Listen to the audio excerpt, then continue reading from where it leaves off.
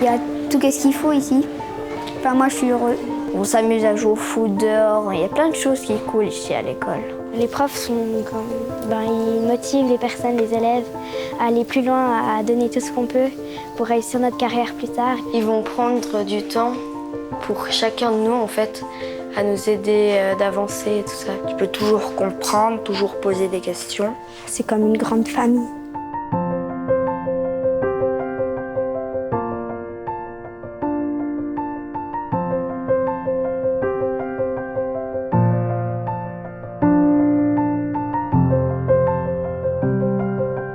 À l'initiative de parents et parfois d'églises évangéliques, l'école chrétienne propose, depuis plus de 20 ans, une autre vision de l'enseignement. En Suisse romande, elles sont une dizaine à se répartir sur plusieurs cantons. Ces écoles proposent une scolarité de qualité qui respecte les exigences académiques définies par le service public. Véritables alternatives pédagogiques, elles se concentrent sur le développement social, intellectuel et spirituel des enfants au sein d'un partenariat familial entre enseignants et parents. Basées sur le respect des valeurs chrétiennes protestantes, ces écoles sont des lieux d'apprentissage du savoir-faire, du savoir-être et du savoir-vivre. Une des spécificités de ces écoles, c'est ce regard sur le côté unique de chaque enfant. Et chaque enfant a des besoins, des talents particuliers. Et l'école chrétienne, elle a cette vision de l'unicité, du côté extrêmement précieux de chaque enfant. Réunies en association, ces écoles sont autonomes mais partagent une même vision. En plus des matières, elles enseignent tout un système de valeurs et offrent un cadre sécurisant où l'élève se sent à l'aise et écouté pour construire sa propre identité. Est-ce que 3 est un facteur de 75 ? Une division 3 divisé par 75. Non, plutôt l'inverse. Alors tu me fais au tableau ? Il y a beaucoup moins d'élèves par classe. Donc, ce qui permet aux enseignants de vraiment suivre chaque élève de là où il est et sa progression. Ce n'est pas l'ensemble de la classe qui doit arriver de A à B, mais vraiment chaque enfant qui va avancer à son rythme. Ici, il ne fallait rien mettre en fait. On souhaite transmettre aux enfants d'aimer le travail bien fait, de fournir un effort personnel, de prendre des responsabilités, de s'impliquer, de s'engager. Was könnt ihr sagen? Die Sonne scheint und es ist 19 Grad. La liberté, ça permet de vivre qui on est, autant les enseignants, les adultes, les parents que les élèves. Et plus on est de soi-même, plus on est dans cette liberté, plus on va développer son potentiel. Je vais quand même réfléchir avant de dire ma réponse. Ah non, mais je spiele. Le rythme du travail de l'enfant est approprié à son développement mental et à sa maturité. Ces qualités vont déterminer quel niveau pédagogique il aura. L'apprentissage est séquencé en période individuelle avec des objectifs précis et à d'autres moments, c'est des cours collectifs. Notre école a comme spécificité de travailler selon une méthode individualisée en français et en maths. Alors chaque enfant travaille dans un compartiment qu'il a décoré selon ses désirs pour qu'il soit tranquille, concentré et qu'il puisse avancer comme dans des conditions idéales, on pourrait dire. Ils apprennent à se responsabiliser, à devenir autonomes, à gérer leur travail. Très souvent eux-mêmes, par eux-mêmes, ils commencent par les branches principales et puis gardent des branches secondaires pour la suite. Donc ça leur apprend vraiment à devenir des adultes organisés dans la vie de tous les jours plus tard. Alors à l'exercice 3, tu dois faire quoi ? Indique le nom des collines figurant sur la carte et note leur altitude. Une des valeurs qui nous est chère, c'est la pédagogie de l'encouragement.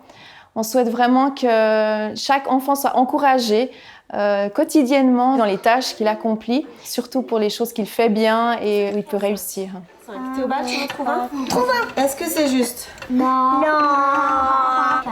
Oui, ça fait 6. Ah oui, ça fait 6 aussi. Est-ce qu'il en reste ? 5 plus 1. 5 plus 1, il ne manque plus qu'une façon de faire 6. On met l'accent sur la dimension artistique, créative, parce que le monde a besoin de beauté et on a besoin de créativité pour résoudre les problèmes de la vie. Et puis, un des aspects encore, c'est le bilinguisme, puisqu'on enseigne l'allemand en même temps que le français dès l'école enfantine et ensuite rapidement l'anglais pour qu'il y ait un bilinguisme aux alentours de 10 ans et puis une maîtrise d'une troisième langue qui est l'anglais en fin de scolarité. Alors, c'est une petite fiche sur quelques informations sur notre ville. et Verdon-les-Bains, avec un Y majuscule, s'il vous plaît. C'est aussi une pédagogie de la réussite parce qu'en fait, l'enfant, il n'est jamais en situation d'échec proprement dit, puisqu'il est toujours bien préparé pour progresser. Il ne va jamais répéter une année en fait, dans notre école. Hein. Il avance pas à pas, mais sans se trouver en situation d'échec. Alors la question 5, c'est que tu as bien d'étudier 2 faits divers. Voilà. Olivia, tes chaussures. Olivia, regarde, moi je suis là. Ça va ça? Tu fais, c'est que tu découpes bien le bord, bien droit, et puis après, avec des bandes, tu colles tout le tour comme ça. Langage de signe. Traductrice. Ah ouais. Moi je sais même. Il y a une motivation franche pour l'enfant, ouais. C'est des personnes engagées.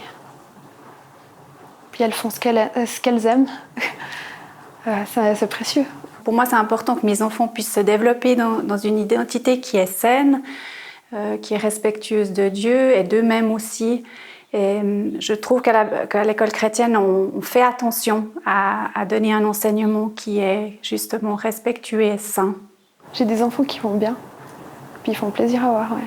Puis l'école n'est pas une angoisse, ce qui est le cas de beaucoup, donc je suis reconnaissante de ça. J'ai ce souci pour leur avenir, qu'ils soient respectueux, qu'ils aient de la compassion, puis qu'ils s'inquiètent de l'autre, et pas seulement d'eux-mêmes. Les enseignants là-bas, ils travaillent à ça. Ils cherchent à ce que ce soit des adultes accomplis et pleins d'amour pour autrui.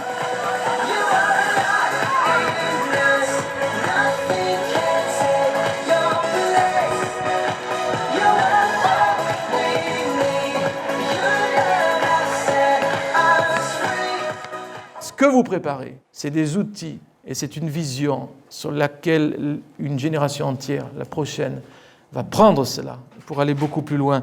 Chaque année, les enseignants ont l'occasion de suivre des formations continues dans une perspective biblique autour d'ateliers thématiques.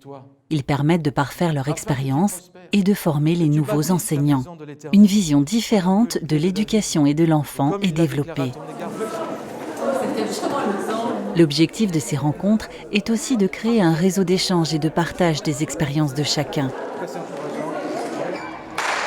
Tout comme les enseignants, les élèves des écoles chrétiennes ont aussi l'occasion de se retrouver. Chaque année, des activités parascolaires sont organisées, ainsi qu'une journée commune de compétition au stade de Berne. Le but est de favoriser les rencontres et de nouer des liens entre les jeunes de tous horizons.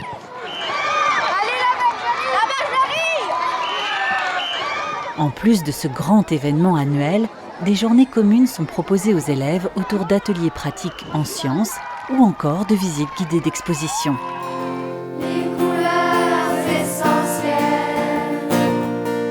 Dans certaines écoles, un spectacle annuel est monté par les élèves.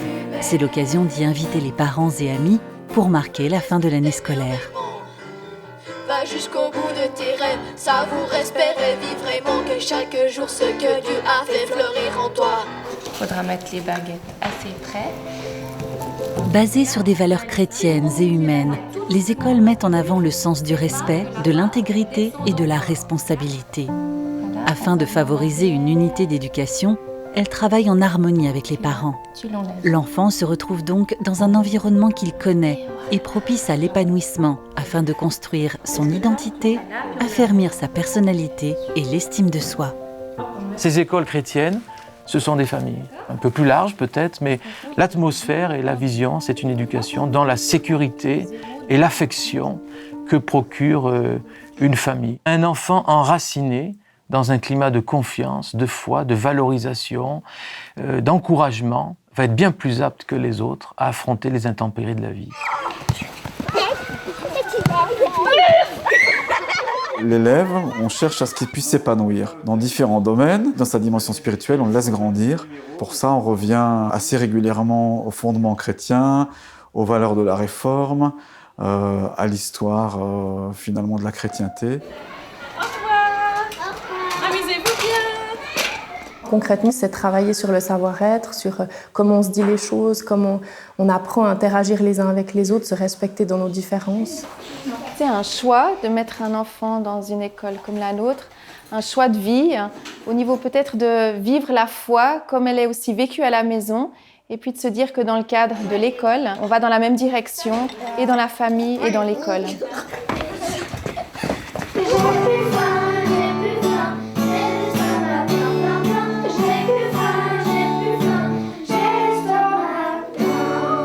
Quand on a un but et qu'on sait qui on est et pourquoi on est là, on avance beaucoup mieux dans la vie. Et ça, c'est quelque chose qu'on va leur apprendre, nous.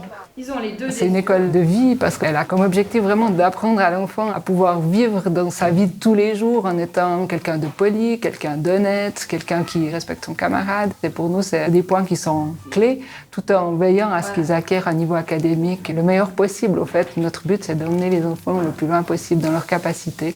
Il y a beaucoup de joie, il y a beaucoup de plaisir à être ensemble et ils le manifestent. Rien qu'en étant eux-mêmes, en étant libres, en chantant, en se rencontrant, en s'invitant les uns les autres et en ayant du plaisir à être ensemble. C'est ouvert à tout le monde, pour autant qu'on adhère au projet pédagogique qui comprend la dimension chrétienne, mais c'est ouvert à tout le monde. Sans matraquer les élèves, à coup de versets bibliques ou tout ça, c'est pas ça une école chrétienne. C'est transmettre qui on est. Et quand on a devant nous, quand un enfant a devant lui des enseignants qui aiment la vie, qui aiment Dieu, qui ont une vision d'espérance, ils transmettent ce qu'ils sont. Et c'est ça la différence fondamentale.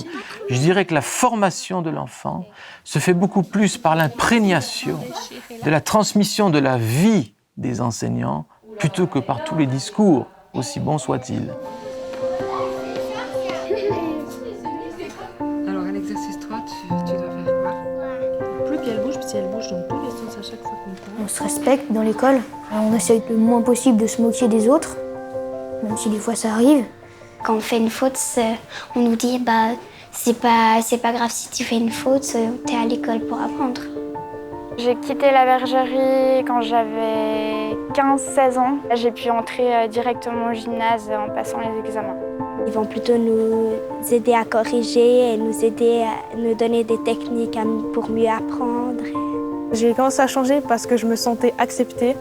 Je pense que le truc positif même, c'est justement cette proximité avec les professeurs qu'on retrouve peut-être pas à l'école publique. On savait que j'avais de la valeur, que j'étais pas nulle ou de ce genre-là.